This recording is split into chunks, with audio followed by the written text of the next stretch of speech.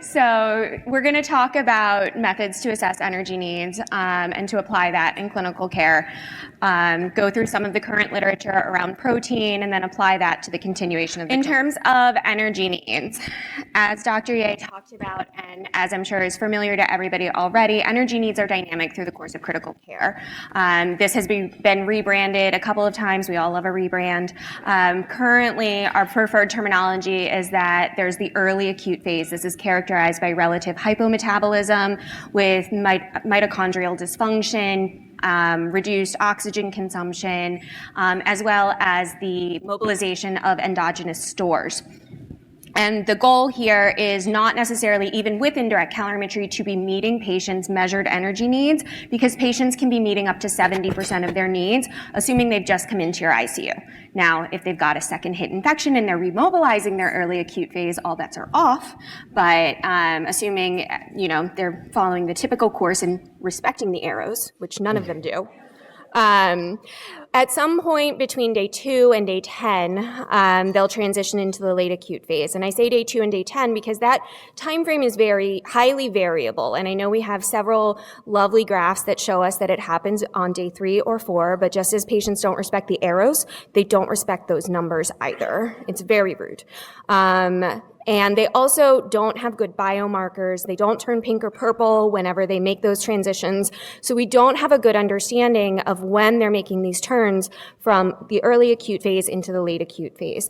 The late acute phase is what we think of as classic stress metabolism. It's hypercatabolism, hypermetabolism, mobilization of all of your skeletal muscle mass, your stored adipose tissue, peripheral insulin resistance coupled with ongoing gluconeogenesis. And we used to believe that all patients would then, from the late acute phase, transition into the recovery phase. This has also been called the convalescent phase or the anabolic phase, and this is just the recovery of metabolic homeostasis. We now understand that depending on the etiology and severity of critical care, up to 60% of critically ill patients will transition into persistent inflammation, immunosuppression, and catabolism syndrome or metabolic PICS. Ideally, they will then survive and transition into metabolic homeostasis, but a lot of them have a slightly more circuitous route. And again, all of the arrows are pointing in one direction on this fine slide, but patients don't typically respect that, and sometimes will take a very scenic route and go back to the beginning just to make sure that they get the full experience. So one of the challenges when assessing energy needs expenditure with predictive equations, as Dr. Ye mentioned, is that many of them are static, particularly calories per kilo and the basal energy expenditure. And then in addition to that, many people don't even agree, society-endorsed guidelines can't agree on which calories per kilo to use. That's not even delving into which weight do you use, which is a whole, you could give just an hour lecture on that alone. Penn State equations and the modified Weir using vent-derived VCO2 put through some permutations are dynamic equations, but even these equations are inaccurate up to 50% of the time. I'm not a gambler, and yet I would bet against these equations as well.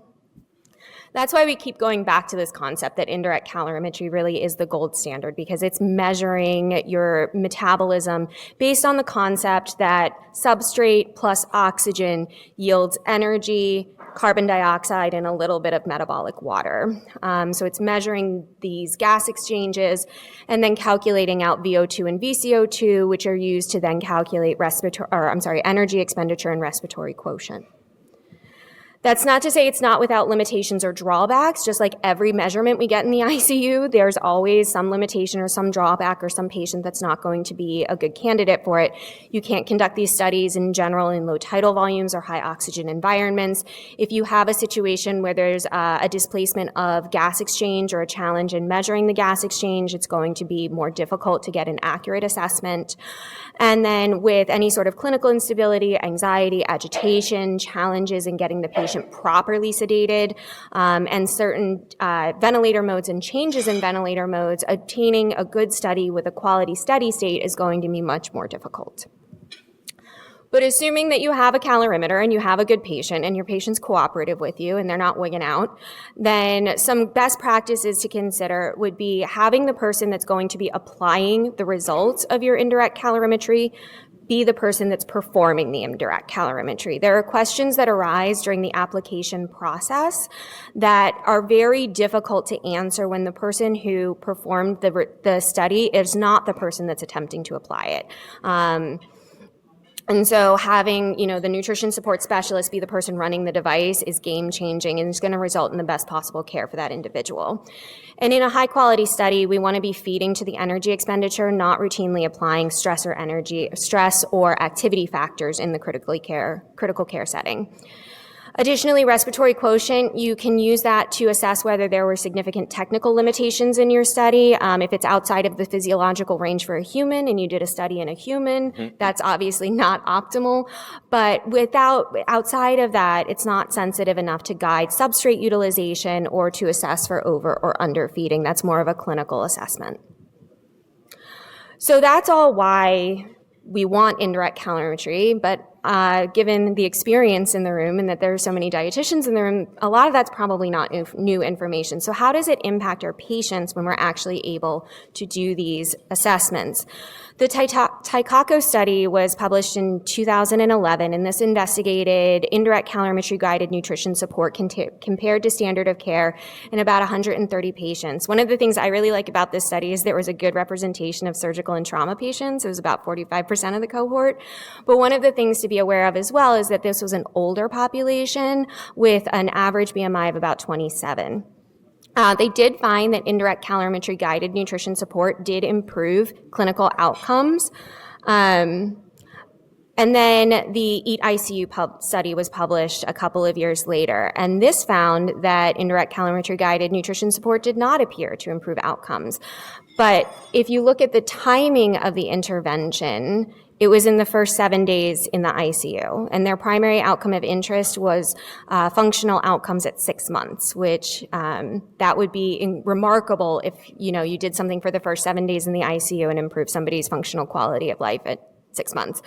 We also know that the first 7 days in the ICU is probably not the optimal timing for some of these interventions. We don't necessarily want to be feeding to 100% of indirect calorimetry and 100% of your BUN or your nitrogen balance on ICU day one. And so with our modern understanding, we wouldn't necessarily anticipate that this would have the results that they were looking for.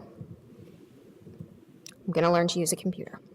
So the Taikakos International study was published in 2021, and this study was a follow-up to the 2011, and this was multinational. Unfortunately, thanks to COVID-19, they were not able to meet their power analysis, but they also did not find that there were any significant improvements in clinical outcomes when using indirect calorimetry to guide nutrition support. One thing to note was that the intervention group received about 90% of their calories over the first 2 weeks of critical care, and they didn't parse this out by, the first couple of days or the first week compared to the second week. And so it's possible that in that early phase, those patients may have been getting slightly more than was optimal, considering that the control group got about 60 to 70%, which we don't necessarily know how that played out first versus second week. Looking at a meta-analysis of the studies available comparing indirect calorimetry-guided nutrition support to standard of care and its impact on outcomes,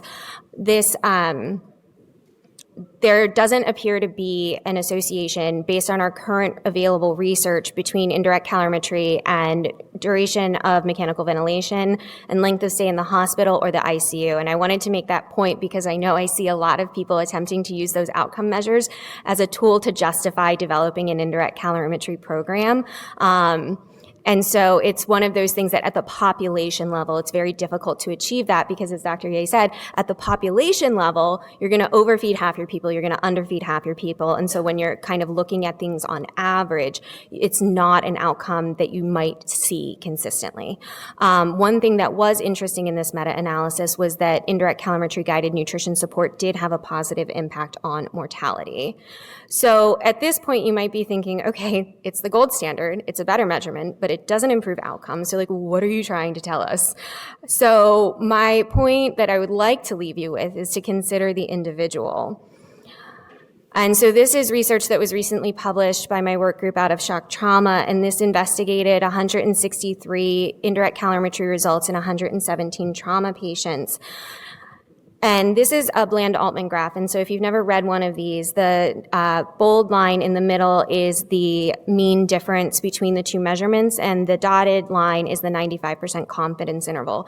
This gives you an understanding about the accuracy of two different measures compared against one another, and what you want to see is that the bold line is close to 0, and that the dashed lines are close to one another, and you can see the mean difference between these two measurements is about 260 calories, which clinically is probably not that significant, especially when you consider that patients are receiving about 60% across hospitals of what you're assessing them to need. So at the end of the day, is that going to make a huge difference? Probably not.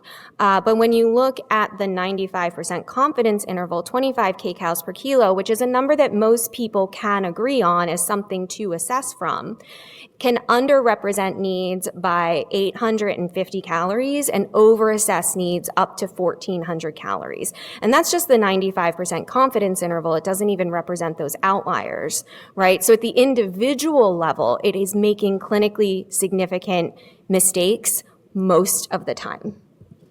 So then looking at 20 kcals per kilo in Penn State, 20 kcals per kilo, I'm sure you memorized that graph I had up there, or that table I had up there for about 15 seconds. 20 kcals per kilo was the only predictive method that wasn't biased towards overfeeding, and Penn State had the narrowest limits of agreement. But you can see even with these, the limits of agreement are incredibly wide. All right, the other way to assess the accuracy of a predictive method is to look at the rates of concordance, which is the frequency of prediction within 10% of the measurement. The rates of concordance with 20 kcals per kilo is 27%, and with Penn State, it's about 40%. So even with our closest predictive method, we're guessing wrong 60% of the time, right? And that matters for our patients. So my key takeaways, the first two are going to be obvious to you, right? Predictive methods are inaccurate, and indirect calorimetry is more accurate when it's available. But how it impacts our outcomes is something that requires a lot more research, because the recent RCTs have all enrolled older and leaner adults with a high proportion of male patients, and the SOFA scores on average were all less than 8.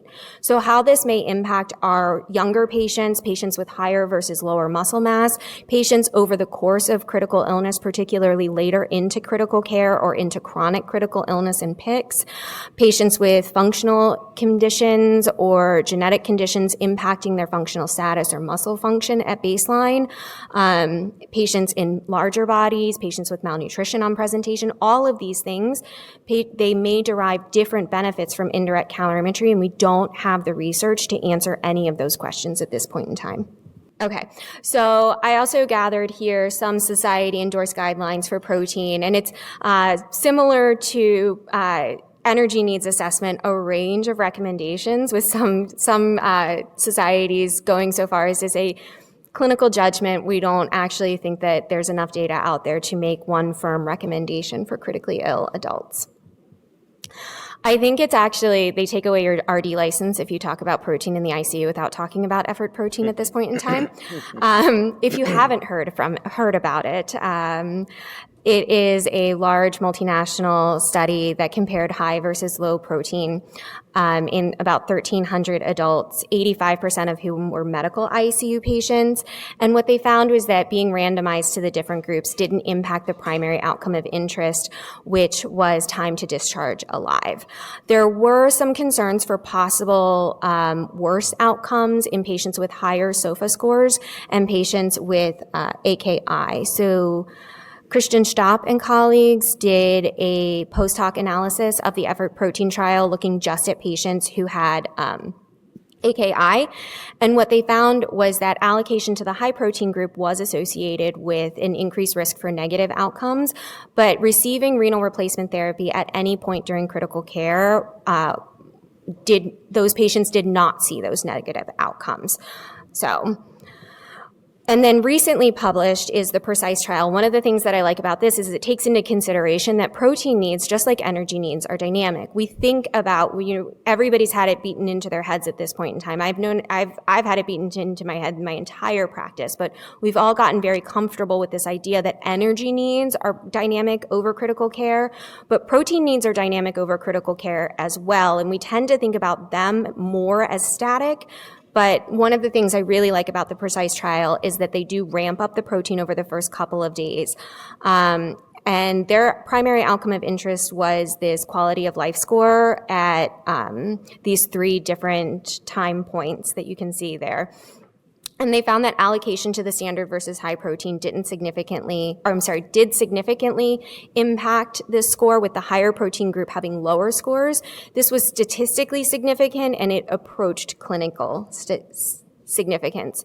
One of the things that was very interesting, though, is that while this score was lower in the high protein group had better scores in terms of their 6-minute walk tests, and there were other measures of functional status that were not different between the groups. And so it was a very nuanced result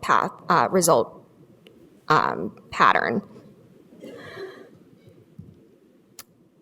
So looking at a meta-analysis of 14 studies comparing high versus low protein in critically ill adults that included results from about 3,000 patients, they found that there really weren't major differences in outcomes.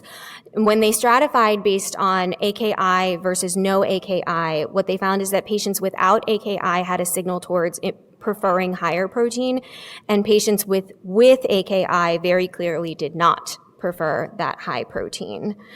One of the things that I also really liked about this meta-analysis that I wanted to call out is there were 3 studies that were included early physical rehab.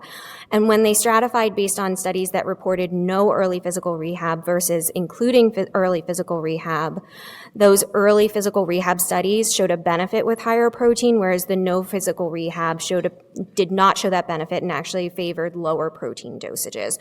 And so that incorporation of a multidisciplinary approach helps our patients utilize their protein better and may be a key component. And then also considering the fact that protein needs are dynamic and later interventions may be beneficial for our patients, this meta-analysis looked for protein interventions that started ICU day 7 or later. And what they found, they only identified 4 studies, and they could only meta-analyze for early and late mortality. And they found that there was a benefit with higher protein with early mortality, but no significant impact with late mortality. They also didn't see any major differences in some of these clinical outcomes, but they did see that there was a positive influence with the higher protein dosages with muscle strength and function, not necessarily retention of muscle mass. And so you may not be able to blunt skeletal muscle wasting during critical care with high protein doses, but the muscle mass that you retain may be of better quality and better function. And so you're better supporting your patients and getting back to their lives, in theory. So some tools for practice, because all of that is great at the population level, but we're taking care of individual patients at the bedside. And so how do you take all of that information to say, like, how do I know if I'm going to harm this patient by giving them more protein or help them by giving them more protein? And so that's where nitrogen balance and urea to creatinine ratio, I find in my clinical care, can be helpful, particularly when you're using them in collaboration with one another. Nitrogen balance does require a 24-hour urine urea nitrogen. My nurses do not attempt to tar and feather me when I order these, so I do have to check my privilege. And then it also does require a 24-hour protein intake. So at my institution, we only do this in our nutrition support patients because it is like impossible to get an understanding of what their protein intake is when they're on oral diets. Once you have your 24-hour urine creatinine ratio, that's when you need to validate your urine volume. And the reason for that is you need to make sure you understand what proportion of that 24-hour urine was actually run by the lab. So if the lab only ran like 12 hours of urine volume and you're looking at 24 hours of protein intake, that math's not going to math. So the first thing that you do when you get these results is you need to compare those urine volumes against one another so that you understand really what you're working with. That's the step that I see most people missing in clinical practice. Then you want to think about insensible losses and any changes in your blood urea nitrogen that may be impacting your losses in your urine. Then you do the math.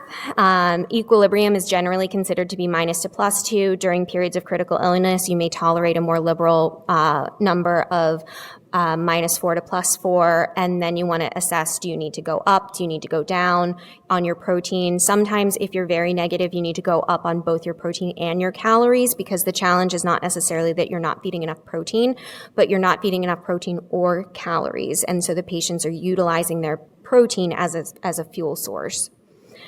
This is the equation that we use. It's derived from this citation from Roland Dickerson.